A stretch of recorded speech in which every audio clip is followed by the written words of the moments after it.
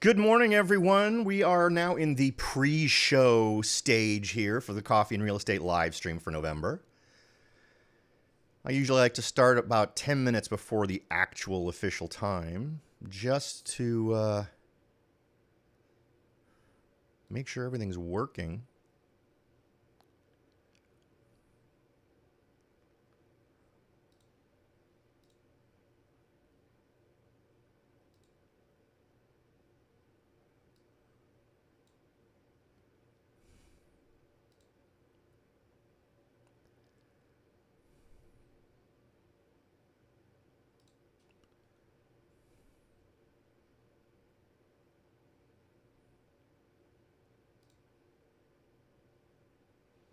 And so far, so good.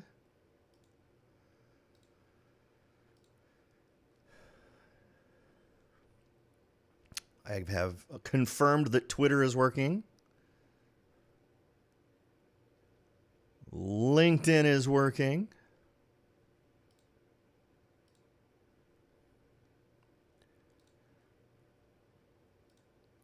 For all the crazy people on Twitch, the Twitch stream is working. And on YouTube, the stream is there's a play button. There we go. That's working as well. Excellent. All right. Finally, a stream where there wasn't some sort of weird technological thing. First, welcome to it. We're not going to get really started into the data here until we actually hit 10 o'clock. For those of you who are just catching the stream, it kind of lives, its home is on Facebook, but it also gets streamed to my personal page on LinkedIn, also Twitter, and Twitch and YouTube are also in there. YouTube is another great resource, and I've kind of got a new rhythm going where I'm posting specific kinds of videos on a regular basis, including market videos. So obviously this will be on YouTube, available as a replay. I always like to keep these as a replay. And in addition to that, I do market reports for Santa Clara County, San Jose, Morganhill, and Gilroy. And those will be getting posted each day a week for the next week.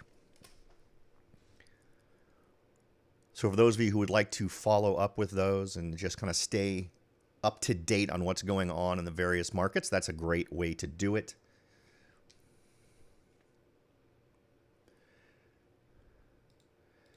Now, you can chat to me on Twitch and YouTube and Facebook. I don't believe I can chat back to you on other platforms. I'm not sure what other platforms the chat will actually show up on, so feel free to participate there. It's a great opportunity for you to ask any questions you might have, and it can be about the news that we're covering today relating to our local market statistics, what's happening with sales, what's happening with inventory. Or it could be about something that has always annoyed you about real estate. It could be a personal experience you've had in real estate, and maybe we can chat about how to avoid some complications you may have experienced in the future so other people can benefit from sharing that information. Or if you are just confused about how some part of the real estate purchasing process works, or you'd like to chat a little bit about how to get started in investing, all topics I'm happy to discuss.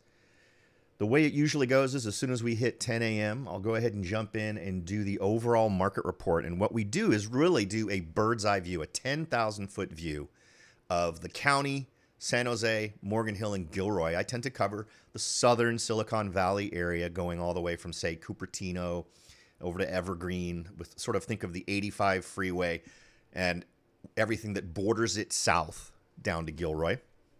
Those are my chosen areas just because it's easy for me to get to those places relatively quickly, and I know those markets extremely well. So that's kind of why I specialize there. I'm not the agent who specializes on all real estate from San Francisco to Monterey. Anyone who claims to be a specialist in those areas is not a specialist at all. So I like to try to keep it a little bit more focused, and I like to think that brings a more informed perspective to folks I might talk to like you who want to talk about markets and where things are going. Now, right now, we're about 5 minutes away from getting started. If anyone is already joining in, I'd be happy to field any questions you might have right now. As I said, we do have some interesting numbers to cover this month. Some interesting trends that are continuing, some new trends. There's also some news items we can discuss. One thing I'd like to discuss is an interesting article about downturn risk in various markets. We've got some downturn risk markets right here in California. Our local market, according to the experts on this one, seem to think we're in a pretty good position. I think that's also going to be, it's really difficult to talk about the specifics of your home as it relates to an entire county, right? It's because it's all about micro markets. It always has been. It always will be. You can be in San Jose, and when you're on one side of a road, it is, $1 million homes that are going to sell in 2 days. And on the other side of the street, it can be homes under $1 million that take forever to sell. There's just so many different micro markets, particularly in San Jose, which is such a gigantic market, that you really need someone who can come in, look at what the market's doing, and understand that simply doing a search within a mile of your home to find comparables is not suitable, right? Within a mile of my home, for instance, there are homes that even if they have the exact same square footage, exact same number of bedrooms and baths, everything, they're not really comparable because of the neighborhood that they're in, right? Everything's going to be a micro market. So you're going to get your most accurate estimates on what your home value is from someone who's aware of that, right? And someone who can grok that and on a map plot that out so that you're getting true comparables. Now, if you would like to find out, get sort of a general idea, like as you would do like on, say, Zillow, where you can get an estimate from Zillow on what your home value might be. I have a tool that I've got actually linked to the chat on Facebook. If you'd like to check it out yourself, you can go to rebelbroker.smarthomeprice.com. That's rebelbroker.smarthomeprice.com. And enter your address, and you will get an instant home valuation right there. You don't have to talk to me. You don't have to deal with a real estate agent, but you can just jump right in and get that information. So feel free to take advantage of that. It's a great tool. I have shopped far and wide for good tools that my clients can use to calibrate themselves. And always bear in mind that any automated report on the value of your home is not going to be precise. It's going to give you a number that could be plus, or depending on the amount of data it has and how well it knows the area, it could be plus. I've seen it be plus or minus over $100,000. So just understand that, right? That's sort of the reality that we live in when it comes to what we can get from those sorts of online estimation tools. And some of them are very inaccurate. For my local market, Zillow's always been way off on certain areas of Morgan Hill. But if it's not a horrible algorithm, but it's definitely not going to substitute for someone who knows the markets, who can personally go through and select appropriate comparables and give you an estimate that way. We're just 1 minute away from going live here. Well, we already are live, but starting the show. So feel free to ask any questions that you might have in the chat, and I'll roll them into the live chat as we go along. My name's Robert Whitelaw. I'm a licensed real estate broker right here in California, serving Southern Silicon Valley. My company is Whitelaw & Sons Real Estate Services. I started it, 20 years ago when I decided I wanted to go off on my own. Been doing real estate since 1988, so I have about 30 plus years of experience dealing with our local Silicon Valley market. I actually started up in the Mountain View area, and I've went to San Jose State University, so I've spent the majority of my adult life right here in the Bay Area dealing with real estate from all the way from Mountain View all the way down to Gilroy. And in just a moment, we'll be welcoming our Facebook friends as we kick over to 10 o'clock. We should go live here.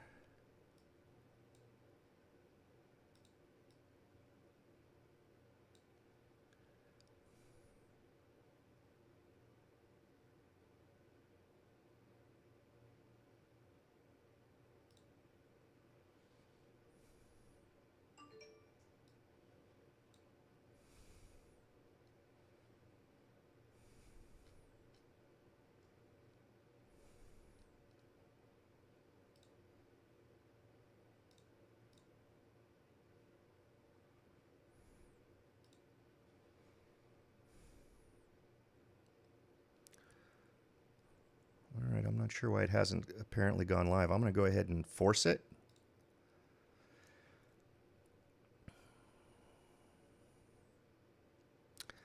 All right, here we go. Welcome to it. Welcome to the November Coffee and Real Estate live stream with me, Robert Whitelaw, your host, licensed real estate broker, right here in Southern Silicon Valley. My company is Whitelaw & Sons Real Estate Services. I've been serving the needs of real estate buyers, sellers, and investors since 1988, over 30 years of experience helping people reach their real estate goals. If you'd like to get in touch with me, you can find me at soldbyrobert.com. That will be your best bet. Today, we are streaming on all the platforms. We are streaming on Facebook, Twitter, LinkedIn, Twitch, and YouTube. So no matter which way you are enjoying the show today, please feel free to reach out via the chat, and I will be happy to answer any of your questions once we get through some of that core data that we always talk about in the first chunk of the show. Now, of course, we always like to bring a coffee experience to the real estate chat. So this morning I'm going to be having some of the old standard Starbucks, none of the special custom brews that we've talked about in past months. So I hope you're joining me and enjoying a good cup of coffee as we chat a little bit about real estate. Now, today we're going to have an interesting show, I think, today. I'm hoping some of you will have some questions that you want to ask about what we're going to talk about. But we have interesting trends that are carrying on from previous months, and we have some new trends, and we're going to cover all of those. So let's go ahead and jump in and get started. And as we usually do,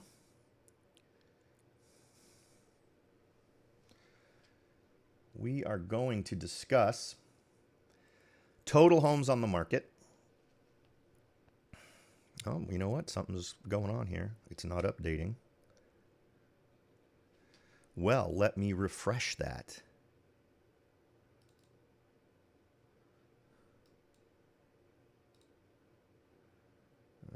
Apologies. That's not what we want to do either. There we go. All right. Sorry about that. Small glitch in the matrix there. All right. So what we're looking at here are the total homes on the market. So if you are let me just fix this a little here. So we're going more full screen. So if you're a seller, think of this as your competition, the number of homes that are actually on the market. If you're a buyer, think about this as the number of homes you have to choose from. And what this is a slice of time. We're comparing October of 2022 to October of 2021. So and then the reason we do that is so that we eliminate any seasonal influences as it relates to the data.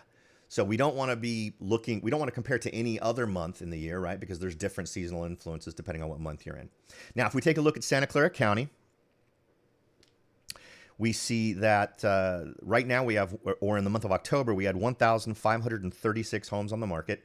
That was a 30.6% increase from the same time last year, which was 1,176. Now, one other thing I'd like to point out. If you are in your head trying to get a feeling for the more reliable numbers relating to trying to figure out, well, what's the trend? What overall are we expecting to come?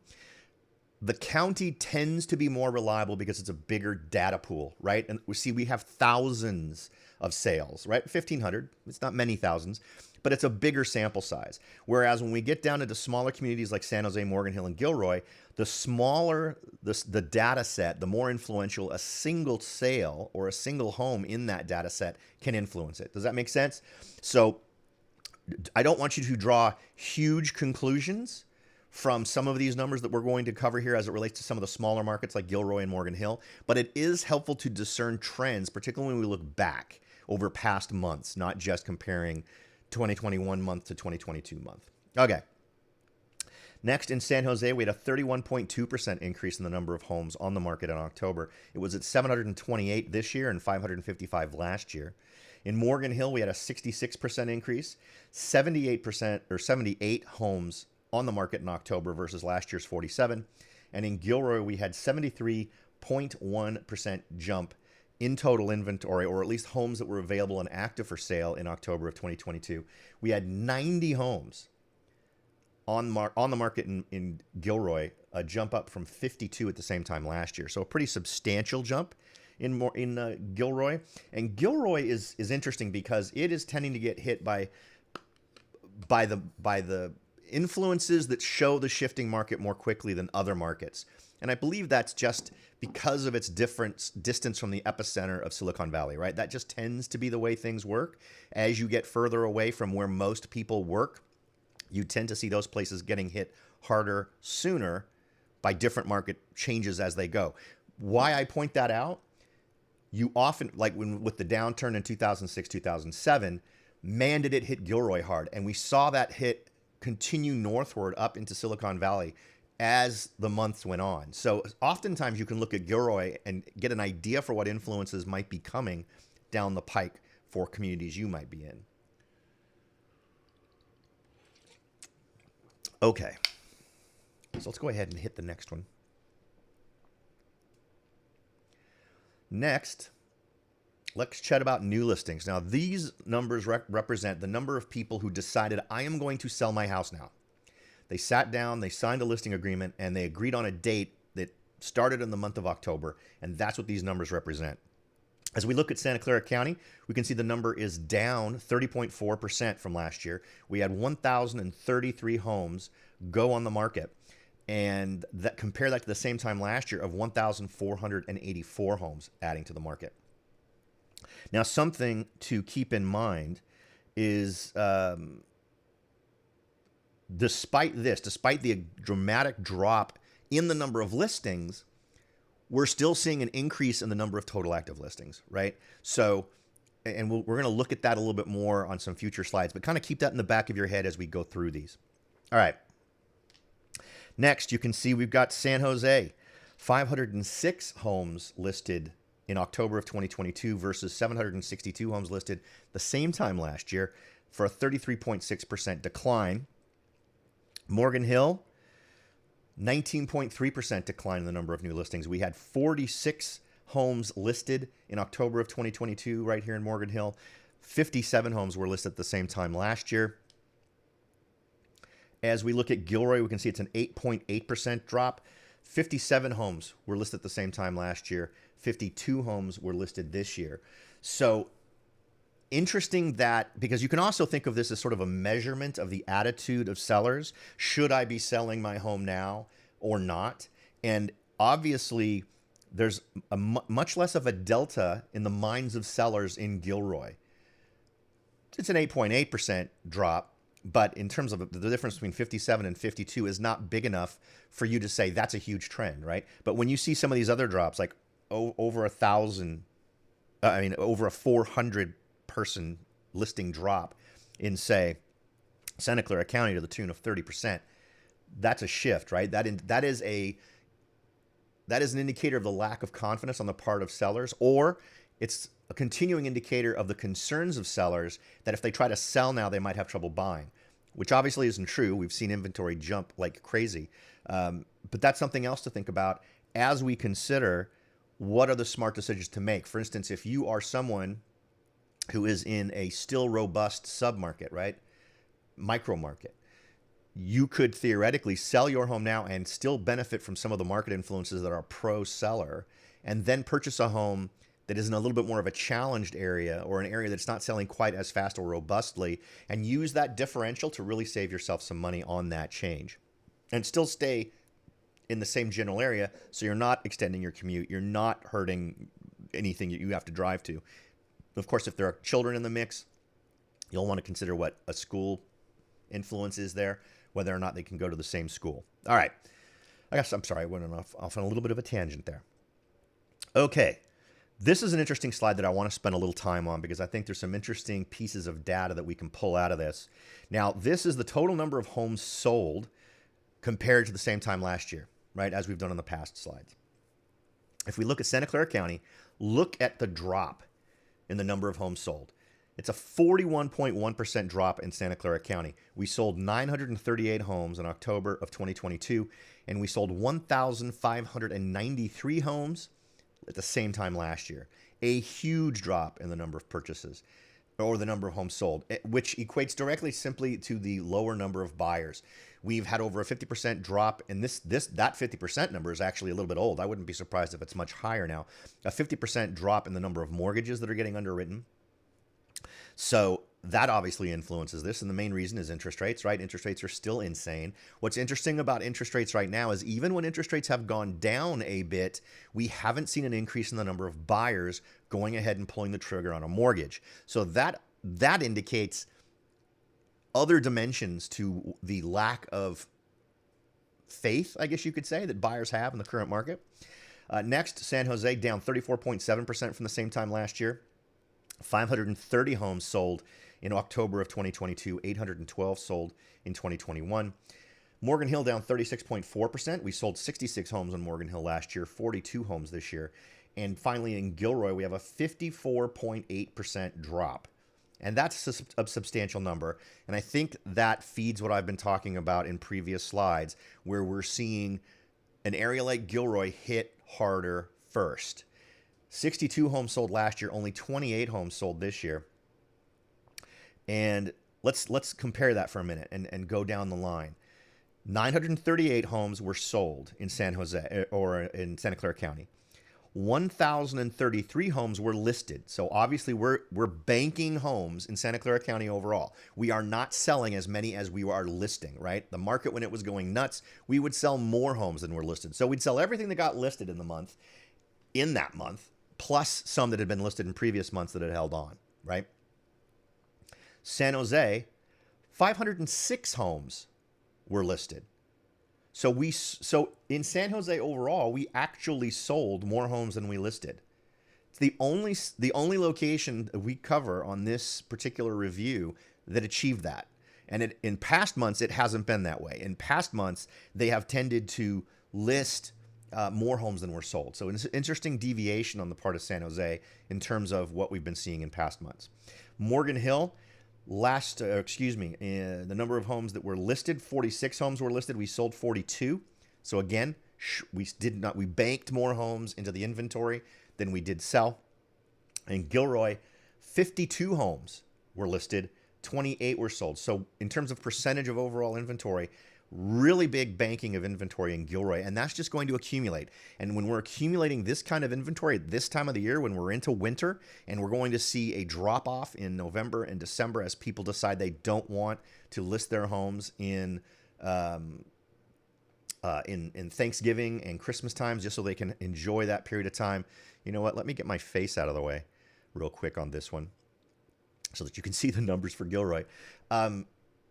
That all tells us that the crazy inventory is sticking. What's going to be interesting is to see if we see a drop in inventory at all. And if we do, it would be reported for November, right? Folks either taking their homes off of the market or not getting their home listed. It's going to be interesting to see what we see in terms of listed homes and total active listings for folks that tend to stay on the market, for sellers that tend to stay with their home on the market in the holiday season. You can guess that those folks are a little bit more motivated than other sellers who won't leave their homes on the market. And that may indicate a willingness for you to go in a bit more aggressively with offers with your real estate agent. Okay, next slide. Average original list price. Now, the reason I say original list price is that is what this is. When a seller sat down with a real estate agent and said, I want to sell my house. I want to sell it this month. I'm going to sign a listing agreement, and this is the amount you're going to list it for. That's what this number is. If the home had a reduced price later, that's not reflected here. Why do I do that? I want you to understand what the expectations were of sellers. Understanding sellers' expectations is a big part of the negotiation process once you come into a transaction and you want to try to make an offer. What were they calibrated to? And this is also a number of, what was the mindset of sellers when they listed it, and compare it to the same time last year. So let's go ahead and jump in and do that. In Santa Clara County, sellers listed their homes 10.6% higher on average than the same time last year, for $1,814,684. Last year, that number was $1,640,000. So overall in Santa Clara County, sellers on average saw about a 10% increase in their expectation of what their home could sell for. In San Jose, it was a 9.3% increase, where the average list price, original list price, was $1,338,000 versus $1.224 million last year. In Morgan Hill, it was a 10.3% increase, where we saw this year's October average original list price of $1,394,000, and last year that number stood at $1,265,000. And finally, in Gilroy, a 10.4% increase. So as you can see across the board, in terms of what people were calibrated to, at least in the terms of October, because we've seen other months where this wasn't the case. We've seen other months where Gilroy seemed very calibrated to the shift in the market, where we had a month, I think it was September, where Gilroy average list prices were actually lower than they had been the year before, which at the time was, I thought, a pretty good indicator that sellers were sort of understanding that the market had changed and that they needed to reduce the price on their home. Okay, next, let's take a look at average sales price. So this is what the homes actually sold for, right? In the county overall, we saw another decline of 0.7% from the same time last year. So in other words, the average sales price was lower than the same time last year. And again, the reason why I mentioned the large amount of data for the county being a better indicator of trends in the near term is for this reason. We saw $1,686,000 as the sales price on average in Santa Clara County in October of 2022. In 2021, it was $1,697,000. San Jose, that number was up 1.3% from last year, where a home sold for $1,337,000 versus $1,320,000 last year. Morgan Hill, $1,288,000 in 2022, $1,416,000 in 2021. Down 9.1%. So again, look, remember previous numbers where we only had dozens of pieces of data. So clearly in the month of October of 2022, we were not selling any of the homes priced at the higher price point. And while we can't take that as a solid, this is the trend, now everything's down 9% in Morgan Hill, what we can say from that is we didn't see as much action in the few homes that did sell at the higher price points. An interesting thing to note, because I'm seeing a more general softening of homes in the higher price points across the board, not just in Morgan Hill, but in other communities. So it's something else to note. And that just makes sense, right? As buyers are looking at the realities of the market, trying to figure out how they can get into purchasing a home, as interest rates rise, something has to give. So either the price of the home has to come down, or the level of price that they're shopping at has to come down. I'm going to go ahead and get my ugly mug back down there. Well, you know what? Maybe that's better. I guess that is better. It's not blocking anything up there. All right. So, and then finally, Gilroy was up 5.3%, $1,125,000 versus $1,068,000 last year. Next, percent of asking price. So if you think of asking price as 100%, how much above or below that were homes selling for? And this is really where the reality hits, I think, for folks who are trying to track what's happening in our market. Now, in Santa Clara County, last year, in October of 2021, we were getting 107.5% of asking price on average, meaning 7.5% over asking. Now, 99.9%, so 0.1% below asking. That's a 7.1% decline from the same time last year. And I realize taking a percentage of a percentage is going to anger some statistics people out there, but it's just another way I like to use to gauge the rate of decline or the amount of decline. Next, in San Jose, California, it was a 6.8% drop, 107.1% with 99.8 in October of 2022 being the ratio, so 0.2% drop. In Morgan Hill, a 5.1% drop, 104% same time last year. So we've gone from getting 4% over asking price to getting 98.7% of the asking price. So 1.3% below asking price was what we were getting in October of 2022 for Morgan Hill. In Gilroy, 104.4% was the number last year, so 4.4% over asking. Now it is at 98.7%, so same level as Morgan Hill this month in October. So again, 1.3% below what the asking price is. Days on market. Now, as I've mentioned before, I know for those of you who participate in the show every month, you know I tend to repeat some things just to keep everything focused. This is a number I used to not even really pay attention to in the shows I would do, in the podcasts, in the live streams. It wasn't a real number. It was a number that was manufactured by what real estate agents were putting into the listing. So a year ago, for listings I took, I would say on the day I listed it, I would put in the description, particularly the description that only real estate agents can see. There's a magical text box that only real estate agents can see on the MLS. I would say offers will not be accepted until such and such a date at such and such a time. And usually I would pick a number that allowed me to have 2 weekends for showings of the property for open homes before we would accept any offers. I wanted to make sure everyone who could see it did see it. I know everyone who wanted to could plan to do it and was able to do it. So how many days is that? Well, typically it was 14 to 18 days. So we saw 16 days, which makes complete and total sense. Santa Clara County, last year, 16 days was the average. If we were letting the market actually decide and simply entertaining offers as soon as they were submitted, that number would probably be 2, 3, 4 days, right? So in Santa Clara County today, or in October of 2022, that number sits at 28. So that's a 75% increase in the total number of days on market. In San Jose, it's up 68.8%. Again, it was 16 days, October of 2021, 27 days in October of 2022. Morgan Hill, same numbers, same identical numbers to San Jose. 68.8%, 16 days last year, 27 days this year.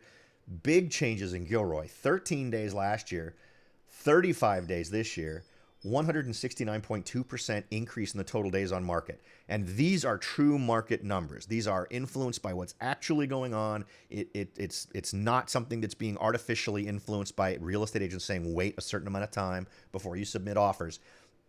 And we can see how hard hit Gilroy is. Now that we are seeing days on market at greater than 30 days, whenever I see that, whenever I'm looking at listings and I see a home that's been on the market for 30 days, as a real estate agent who would be working with a buyer, I see that potentially as an opportunity, because anywhere from that 3 to 4 week period of time, if a seller hasn't gotten their home sold, the reality of the market starts to set in typically. And we're going to see a slide here in a minute that actually reveals how many sellers kind of come to grips with that reality. But it indicates a point where you as a buyer can make a more aggressive offer. You can come in, and here's something else I'm going to suggest. For those of you who are real estate agents or you are working with a real estate agent, always do a market analysis on a property that you're going to make an offer on. Now, it surprises me how many agents don't do that, but do a competitive market analysis as if you were listing that home and get a feel for what's going on, and also note what's happening in the market. How much are things dropping in price? And figure that into your offer.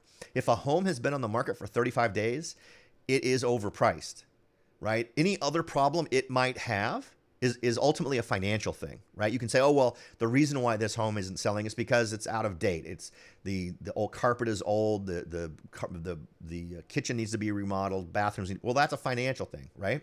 How much would it cost you to put in new carpet, remodel the kitchen, and remodel the bathroom? So no matter what you can say critically about a property that makes it less desirable for some reason to buyers who can afford to discriminate now because there's more products out on the market, ultimately that's a financial question. So ask yourselves these questions as you're looking at these properties. And for buyers who really want to get the best deal possible, if you go and you see a home where the paint is horrible, the carpet is horrible, don't let that be the reason why you don't buy that house. Painting and carpet are cheap. So if you can cut $20,000 off of that home because no one else wants to buy it, you need to have the vision to see what that home could be and realize it's not going to, that $20,000 you're getting discounted off of that price, it is not going to cost you $20,000 to get that home repainted inside and get new carpeting. Depending on the square footage, of course, but typically that's the deal. And let what it would cost you to fix the things you don't like be the determining factor on how much below asking you go. It could be you go in there, you get a complete look, and it's $50,000 worth of work that needs to happen to that property. Well, do you take $50,000 off? Not to start. Take off at least 60, right? For the trouble of having to deal with it yourself, you should compensate yourself. So that's the kind of number you should throw around. And that's a conversation you should have with your real estate professional. These are the kind of things you should think about as you're putting together offers. You're tending to be in the driver's seat now, particularly in a market like Gilroy. So take advantage of that and make sure you have a partner who can help you leverage that position. Okay, next. Now this is an interesting one. This is the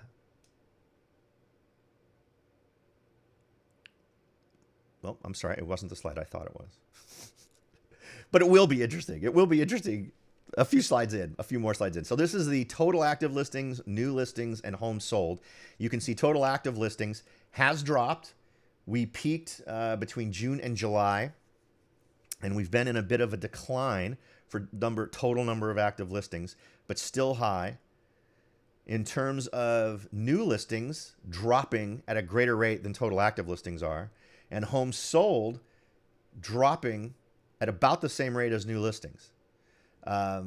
Whenever one line crosses another, that's always a very interesting point to stop and kind of focus on what's happening on your local market.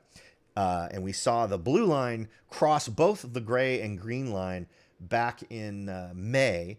And that's been the defining element of this market since then. If you go back and you look at past live chats, this is really what's influenced a lot of what we've been looking at.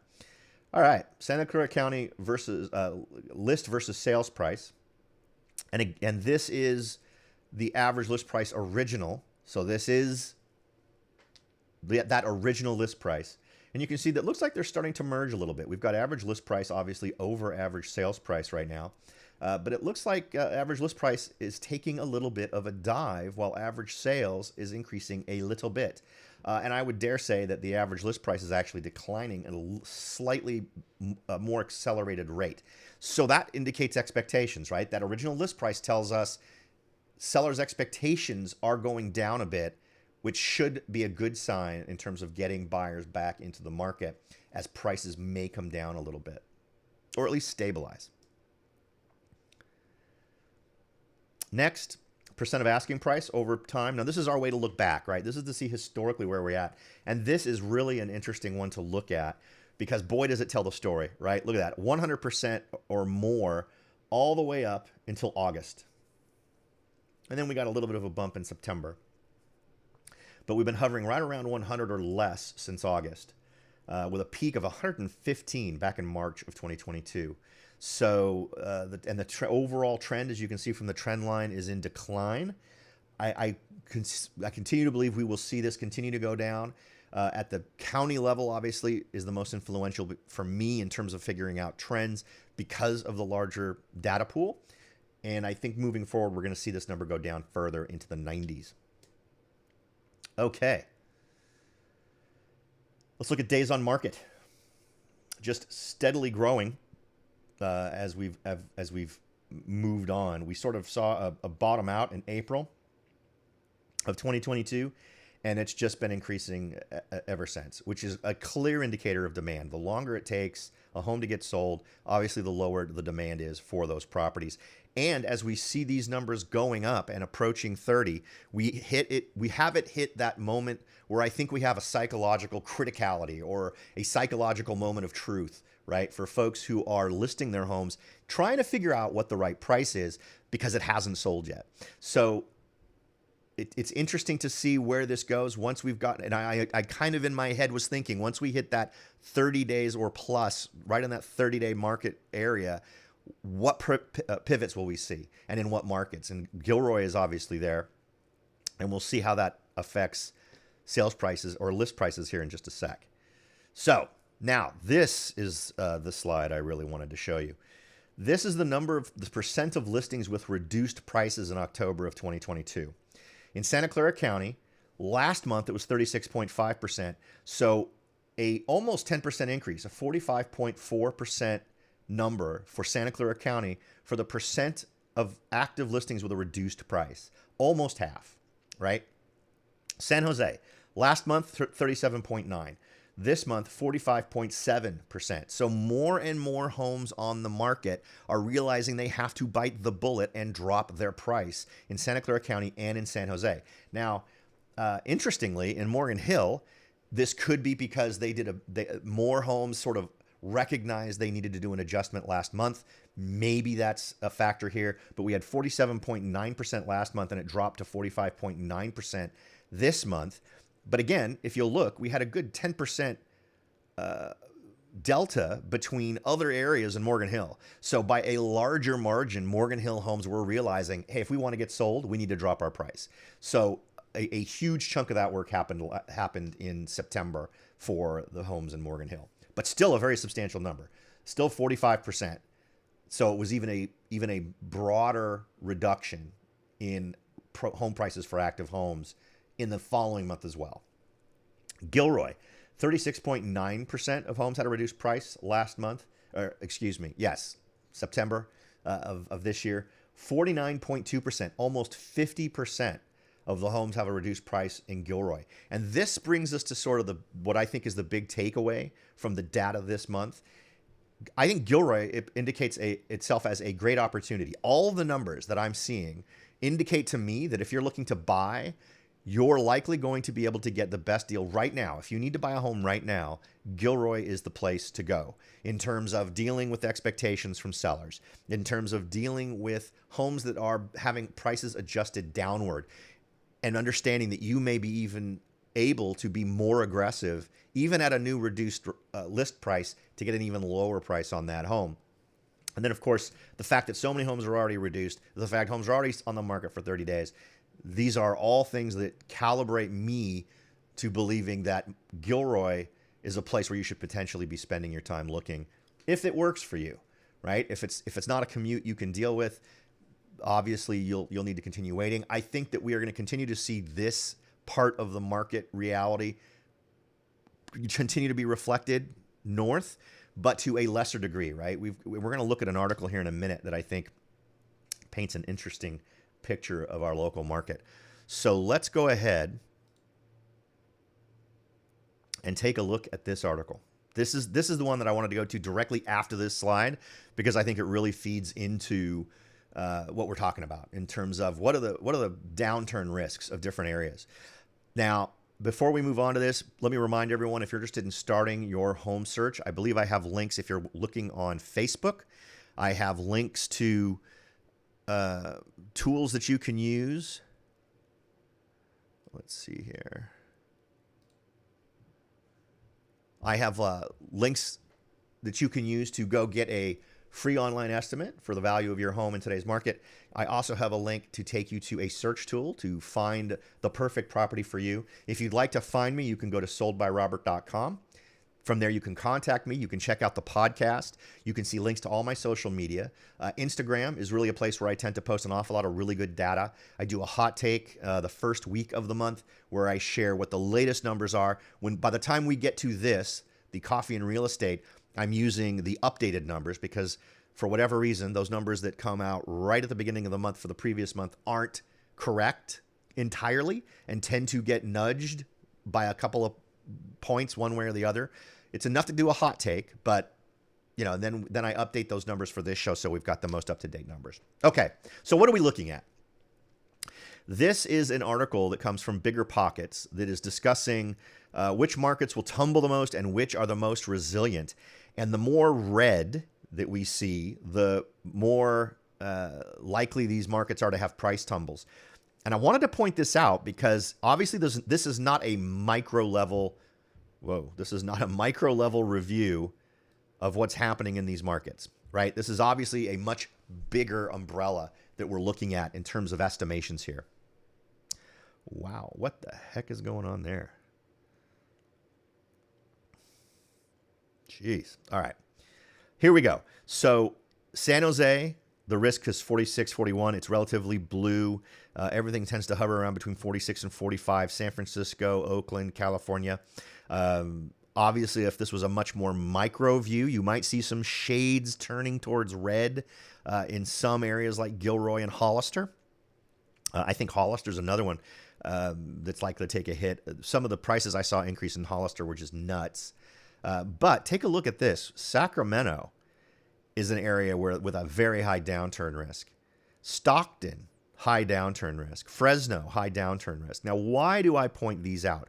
if you're someone, who no longer needs to live in Silicon Valley for whatever reason, maybe you're able to work remotely, or maybe you're someone who is interested in that first investment property.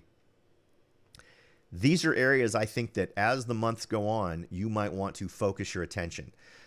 Sacramento obviously is a good one. I think Sacramento is a interesting one where we saw some very dramatic increases in prices. And I don't think this is wrong. I think that we potentially see some declines in the market over the next year that could spell opportunity for an awful lot of folks. Are we going to see opportunities here in Santa Clara County? I think we do, but again, it's that micro market level. I don't think you're not gonna get it from the big metro number. You're gonna get it from understanding what we've just talked about in terms of the difference between, say, a Gilroy and a San Jose or Santa Clara County in general. Now, if you want to look at this overall, check out Southern California. Bakersfield, Riverside is really up there. And the reason why I want to show these to you, for the reasons we just discussed, but also to shift your attention to places that may end up being a big opportunity for you as an investor. Now, what's interesting, look at this area. Look at all the blue here. It's very interesting to see not a lot of concern in terms of what people expect from property values. And I wanted to take a look at Tennessee because Tennessee, there's Nashville, there's Knoxville, and there's Memphis. I noticed that Chattanooga is not on there, and I believe Chattanooga is like around here somewhere. But Chattanooga is one I've talked about here on the show, or at least on the podcast before, or other past shows. I'm still a huge fan of Chattanooga. I have a couple of folks I've connected with since I expressed my love for Chattanooga, and they tell me that things are actually looking pretty good there. But take a look at Florida. Take a look at the expectations here. And of course, we see the reddest on the coast where the hurricane hit, right? I don't think that's wrong. I think the psychology of a hurricane plays in strong to these areas. And I, frankly, am not concerned. I still look, and Cape Coral is still on my list of cities that I have a running search on. All I'm waiting for is the perfect property that allows for short-term rentals and is built to withstand hurricanes and whatnot, right? I mean, it's a downside you have to live with, but when you do the math, there's so much potential upside on these that it's a hard one to resist, and you could see some amazing opportunities there. All right. Next on the hit parade today. And again, if you have any questions, feel free to post them in the chat. I've got chat up and running. You can ping me in YouTube or Twitch. You can also ping me in Facebook. So feel free to do that. What the heck is going on there?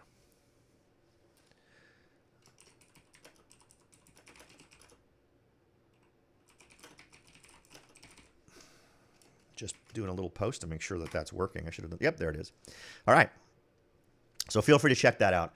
I'd love that. If you have any other questions, I've got search tools ready to go. If someone wants to ask specific questions about some of our local markets, I'm happy to do a quick rundown on those for you. All right. Third look at local housing markets in October. California sales fall off 37% year over year. Prices fall. Early read on October sales. So this came out on November 16th. California doesn't report monthly inventory numbers, but they do report the change in months of inventory. California median home price declined 2.5% in October. October's sales pace was down 10.4% on a monthly basis from 305,000 in September, down 36.9% from a year ago. So not just our local markets, but in terms of the reflection of what's happening in the state overall, definitely some big numbers in terms of indicating we should be ready for decline, right? And that's worth a little swig, I think, of some caffeine. Now, our weekly housing trends, this comes to us from Realtor.com.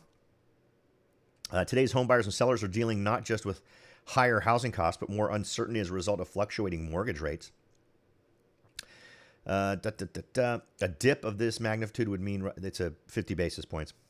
A dip of that magnitude would mean roughly a $100 less in monthly mortgage costs for buyers financing 90% of a $425,000 home. Median listing price grew by 11.1% over the last year. New listings, a measure of sellers putting homes up for sale, were again down by 18% from 1 year ago. And obviously we saw bigger numbers, right? This is overall, right? This isn't California. This is the nation. So in terms of data that we track, we are beating nationally the numbers in a bad way, in the bad direction. So I just wanted to kind of do a little compare contrast with what we're seeing nationally. Next, October existing home sales fell for the 9th straight month. That's a 5.9% decrease month on month. And there's the graph for that from realtor.com. And this is existing home sales. We're not quite to the lowest point or even this point here, but we're getting there. And it wouldn't surprise me if we hit that. Next, realtor.com reports weekly active inventory up 45% year over year. New listings down 18%. So this added the 45% year over year number. We just covered the 18% number from the new listings being down. Rent growth. Now this is one. I always suggest my buyers at least spend a little time thinking like an investor, particularly just before you decide to buy a home, right? When you're buying a home, if you're an investor, you're thinking about, well, who is the intended audience? Who is my customer, my tenant for this property? Why would someone rent here and not someone else? So think about that. Think about the desirability of the property that you're about to purchase from the standpoint of an investor, and think those thoughts. Don't just think my couch is going to look great in here, or there's going to be just enough room for me to park the RV in the backyard. Think about it in terms of what are supermarket attractive things that lock in the value that I'm going to be able to achieve on this property if I turn around and sell it in a few years. Because those things that you're going to analyze as an investor are going to be things that will tend to pay off when you sell the home. Like so many different folks have said in the past, you don't make your money when you sell your home, you make it when you buy it, by making those smart decisions that encapsulate the value, right? Don't buy a house because it's the most popular color, right? That's a fleeting thing, and the most popular color will probably be different in 5 years. So it's got to be things that are super relevant to the property that will carry on through the years that you own it. Okay, sorry, brief tangent.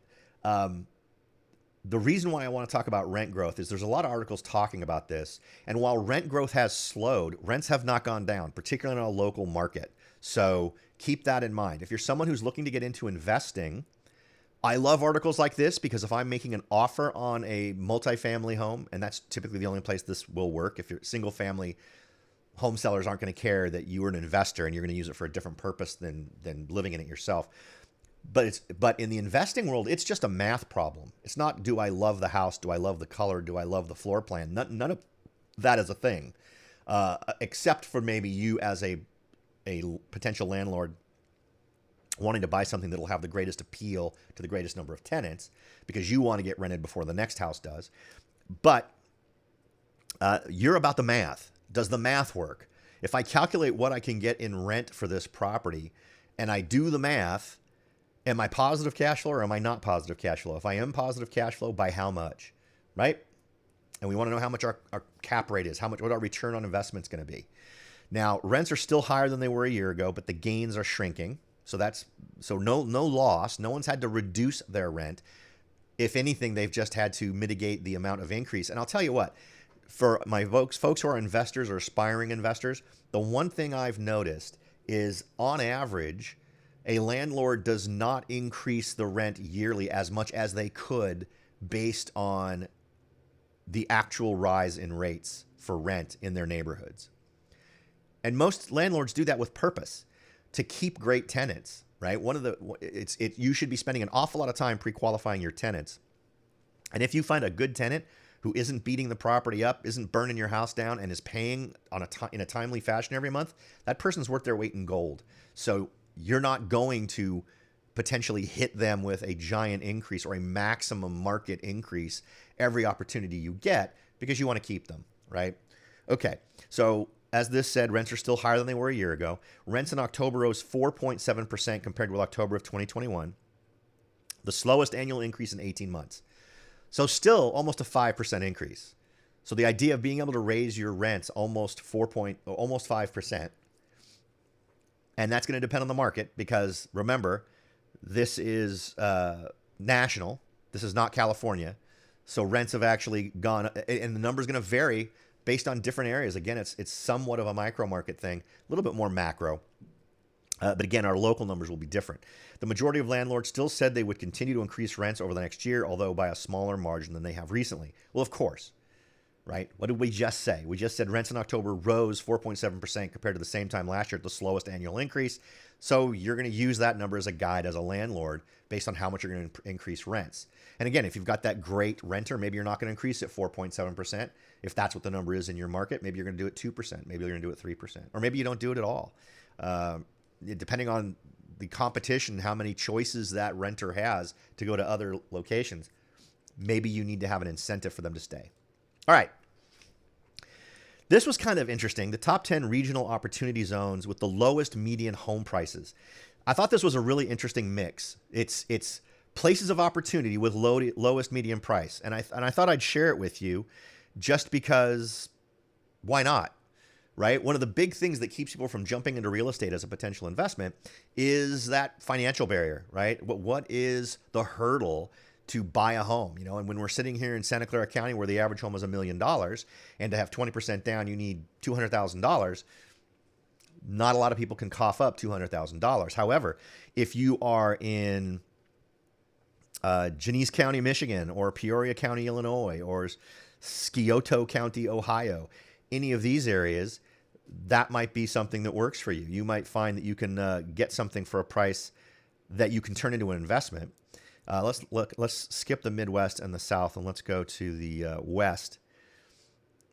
And these are the acquisition costs, right? And notice none of them are in California. It tends to be New Mexico, Nevada, Arizona, Colorado. But Clark County, Nevada, $31,000. Gila County, or is it Gila County, Arizona, $39,000. Now, of course, you're going to want to do diligence on any of these. Some of these may represent a really bad investment if you're trying to rent. But for some reason, Yavapai County in Arizona rings a bell. I'm not real sure why. But in any event, all of these are $100,000 or less. So if you go into any of these counties and start doing an analysis, in fact, we could do that. We're 15 minutes away from what's typically the end of the show. I'm happy to go long if anyone has any questions. But we could take one of these and do a quick. In fact, let's just do it. Let's go to Trulia. And let's go to rent. And let's go to Yavapai. Yavapai County. And see what we got. So there's Yavapai County. Let's go with a 3-bed single family home and see what we get.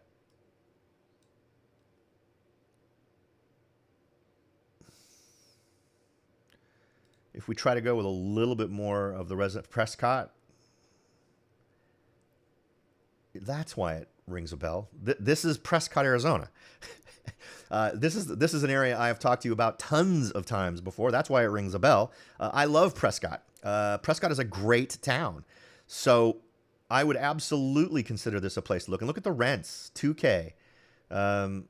Let's see, 3 beds, 2 bath, $2,700 a month.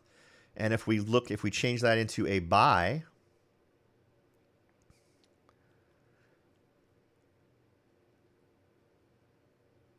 clearly when we get into the more urban areas, these prices are a little higher. Let's try to keep the prices low. Let's go with anything. Let's go to 100K max. There we go. All home types. Let's go with house. Okay, not a lot. Oh, there's nothing there. We could go with townhome. Not a lot. We could go with condo. All right, so I'm not seeing it. That number doesn't reflect to me huge amounts of opportunity at under 100K. So let's go ahead and boost it up to 150K. Anything? No. 250? Not seeing anything. See, there we go. Okay, so that's what we're just getting more populated numbers here. So not right there in Prescott, but down here, 165. That looks like a mobile home. 235. There we go. 225. So these are obviously higher Well, that's an interesting one, but it'd be interesting to see what that would rent for. But in any event, this would be what you would go through for doing your due diligence when you first get a new piece of data, right? Donna Ana County in New Mexico. I don't know why I'm not more of a fan of New Mexico. A lot of people tell me that New Mexico is a great place to invest. All right, October 22, U.S. foreclosure activity. This is the next thing I wanted to hit because this is also an indicator of softening in the market and potential opportunities for folks as we see foreclosures going. There was foreclosure activity increase of 57% from October of 2021. I don't want anyone to panic on that because we have to let's take a little bit of a reality check. The bottom line is, a year ago, nobody was letting foreclosures go through, right? There was a foreclosure moratorium on an awful lot of areas, almost all areas. So it is normal to see an increase the year later after most of these moratoriums have expired. So taking that into account, this doesn't initially really concern me. However, particularly when we get down and we look at the areas for us, right? Lenders started the foreclosure process on 21,829 U.S. properties in October 2022, down less than 1% from last month, but up 103% from a year ago. So that's a big number, right? 103% for our area. States that had the greatest number of foreclosure starts in October 22 included California with 2,594 foreclosure starts, Texas with 1,900, Florida with 1,500, New York with 1,300. Those major metropolitan areas with a population greater than 1 million that had the greatest number of foreclosure starts in October of 2022 included New York, Chicago, Los Angeles, Philadelphia, and Miami. So the bottom line is, for our local market, this is not yet a thing to concern us. There is an uptick. More are happening. It may represent an opportunity for folks who are interested in pursuing foreclosures in our local market. But the place where it's happening in the greatest number is in Los Angeles. And again, only 816 foreclosure starts. And foreclosure starts just mean the first notice has gone out, the notice of that you're in default, right? The notice of default. Next, these housing markets will be the most resilient during the correction. Did we already cover this? Yes, we already covered this. Sorry, I had that open twice. Don't need to look at that one. Now, I had this open just to sort of get a feel for what's going on in our local markets. I thought I'd start with Morgan Hill. And again, this is one of those marketplaces where look for all those green arrows. This is realtor.com, and the green arrow indicates a price reduction. So price reduction, price reduction, price reduction, price reduction. A lot of the price reductions are happening in the over $1 million price range. But there are some, and one thing I'm noticing is an awful lot are wanting to get to that just below $1 million threshold. But then there's ones like this. Where look at that, 875 and 625. I think there's growing levels of opportunity here in Morgan Hill in terms of shifts. And you know, the great thing about this, and look at all the new ones, a pretty decent number of new listings. You can, with one click, you can save this search and you'll get email updates on this. You'll get email updates when prices are reduced. You can keep track of this, and when you get into the view here, you can also look for recently sold. So you can kind of get an idea of what properties are going for. See, look at all those. So it's a great way to calibrate yourself. And I'm always encouraging buyers, even sellers, if you want to do it super close to your local neighborhood, just to subscribe to these kinds of things so you're getting a feel. Are 3-bedroom, 2-bath homes tending to list more frequently? Are their average prices tending to be lower? Are you seeing big price differences between a home, say, in Holiday Lake Estates versus the Sunshine community, right? If you are, that could tell you micro market differences that you're seeing relating to those properties. And you can do, obviously, for any area, any zip code, any city. These are all areas you could take advantage of. Okay. Now, we haven't got any questions. If anyone wants to put a question, please feel free to enter it now. I'll be happy to chase down anything you want to discuss. As a sort of intro to what I can offer you, this is my website at soldbyrobert.com. You can, let's see here. So you can see more of the screen there. This is where you can get the work done. And I like to keep this right up front, right at the top, To the left, you see you just enter your address. 1, 2, 3, 5. Okay, nothing's coming up. 2, 7, 6. Horn? Is that Hacienda? Oh, there you go. Then look for your address, select it, submit it, and that's it. You start the process. You'll get an opportunity in that process to add any additional information that might affect the end estimate of your home's value. If you want to start your home search, let's get rid of that. If you want to start your home search, you can do it here. If you're interested in Morgan Hill or you're interested in Gilroy, you can check any of these. Just type in the community you're interested in, and then you can go to town and get a list of all of them. If you're not interested in doing that, if you'd prefer to get one of my pre-created lists, I also have a variety of ways for you to find homes. You can go in by community. It's a little easier to see all of these when you go into find homes. You can see by community. You can do a map search. You can do an advanced search. You can get email alerts. Just check for open homes. So if you want to find out what are the homes that are open this weekend, what can I go check out, you can simply enter the area you're interested in. And let's say you only want homes that are 3 or more bedrooms, 2 or more baths, maximum price of $1 million, and do a search. And there you go. Those are all the homes that fit your bill. They're open this weekend. You can go check them out and see what might fit your bill. I noticed there's some mobile homes in there. Not a huge fan of mobile homes. As a parting comment, I've dealt with a lot of folks who have started off looking with mobile homes. If you're figuring I've got to get into this market and mobile homes are really the only way that I'm going to be able to do that, let me give you some starting off advice. Do not buy into a mobile home park where there's a chance that you will be kicked off of that lot. It happened in a place in Santa Cruz, I don't know, years and years and years ago, but it was horrible. Just to tell you the story. The horrible thing is there were people who had just bought in this community, but there was this mobile home park. It had a view of the ocean, beautiful, but it wasn't owned by the people who lived there. It was owned by a private party, which is a great investment, by the way. If you want a fantastic investment, buying a mobile home park is amazing because typically you do not own the units. You can make units that you own and then rent them, but typically you don't own the units. So if there's a backed up toilet, that's not your problem. If there's an electrical problem, that's not your problem. It's all, they own the unit that's on it. You just own the dirt. So you're just providing the hookups. So you have no landlord issues unless major infrastructure problems happen. But anyway, let me continue with the actual story here. This woman had purchased, and this is obviously a while ago, so prices are less, but she bought for $470,000, I believe, a unit.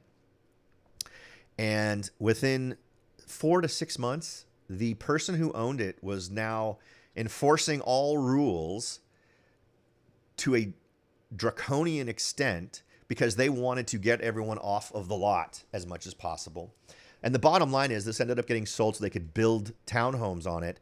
And this poor woman who had spent her life savings to acquire this home so she could live there for the rest of her life because she wanted that ocean view, lost hundreds of thousands of dollars. I believe that they actually came down on her for the rules because she had moss growing on the skirt of the mobile home. The skirt's the part that covers the underneath where the wheels are. But it was horrible. It was in the 90s, but it was a very sad situation. You don't want to be in that position. There are a lot of different ways that mobile home parks can be organized. It can be owned by sort of a community thing where all the owners have a partial ownership interest in the community. Typically, if it is owned by an individual or an external corporation that exerts 100% control over the land, if they decide they want to do something else with that land and you've bought a mobile home on that land for $400,000, well, I have bad news for you. Mobile homes typically are worth nothing. In fact, it would cost you more to remove it than you could sell it for in most cases, unless it's a brand spanking new unit maybe. But just keep that in mind. Make sure you understand what you're buying. If you're buying in a mobile home park where you are still paying rent and it's rent and not like an HOA fee or something, Make sure you understand the nature of your ownership, because if they decide they want to do something else with that land, you potentially could be out and own a thing that is not worth anything. You could spend $450,000 on a thing not worth $1,000. So just be careful. Too many people I know have gotten burned. So I actually, with very few exceptions, I won't represent buyers buying mobile homes unless it's in some specific parks. My parents, for instance, live in a mobile home park in Scotts Valley, but it's owned by everybody in the park, right? So nobody's going to be kicking those people off that land. And boy, I tell you, if it was owned by a third party, by a corporation or some other entity, those folks would be gone already. That is a primo piece of land with amazing views, and there would be townhomes on that thing right now. All right. We have covered everything I wanted to cover today. The only other thing is, if you, again, want to get a free home estimate value for your home, you can also go to rebelbroker.smarthomeprice.com and get that there. Again, it's the same thing. Just enter the address of your home to get started. You'll receive your home price, recently home sold data, and local market trends. Really a great tool. And I suggest knowing more about your local market, knowing about the market in general is always a good thing. Knowledge is power. And as always, the goal is to leave you with more knowledge on the table than I've taken up on your time. Hopefully we've achieved that this month, folks. We've all had some coffee. We've talked about real estate. Mission accomplished. Thanks for spending time with me. And I look forward to seeing you next month for Coffee and Real Estate Live Chat. Thanks again for spending your morning with me.